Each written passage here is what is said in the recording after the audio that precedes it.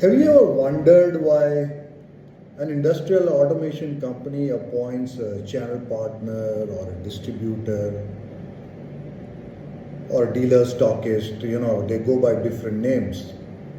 Most of these companies are big companies, and having one more layer in between eats away into the pricing and the margins.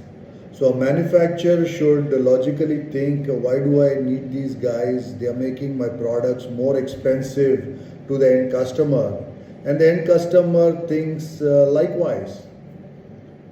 So my question to you is, are distributors or channel partners really required? Why are we giving that extra margin to them if they are not adding any value? Because the manufacturer invests and brings out the technology, they have the products, they have good people to support the user. Then what is this guy doing there in the first place? There is a value that a distributor or a system integrator or a channel partner adds in between. The answers are twofold. The first one is investing in working capital, and second is the market making efforts. Let's talk about the first one first. What is working capital?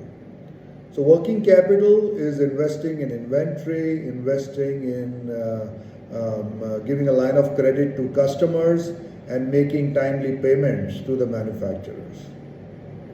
Now the manufacturers have so many priorities where they want to invest the money that they make or the money that they have saved.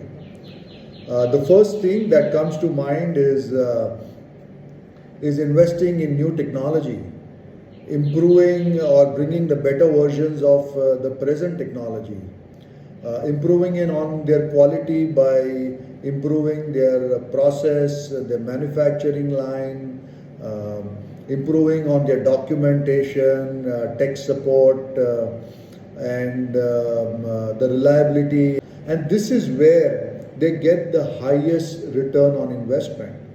Return of investment is the percentage of profit that they will make by the money that they put into that particular aspect. So they get very high return on investment in all these aspects. Now, in contrast, if they have to start invest in inventory that they want to have not just in their own factory but also hundreds of industrial hubs across the world, it takes up a lot of money, and it kind of takes away money from what they would otherwise like to do, which is invest in improving their technology. And that is where they start looking for local partners who can do this for you or for them. And this is exactly what they are doing. They are contracting their responsibility to local partners who invest in the working capital by having stock and giving a line of credit to the final customers.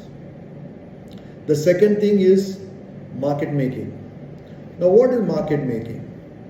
Market making is nothing but developing leads, managing customers, and ensuring customer success. When the manufacturer tries to do that on its own, is a very expensive proposition. Each lead can cost lakhs of rupees. Now, that same lead by personal contacts of entrepreneurs can be very, very rewarding and easy to get in local markets.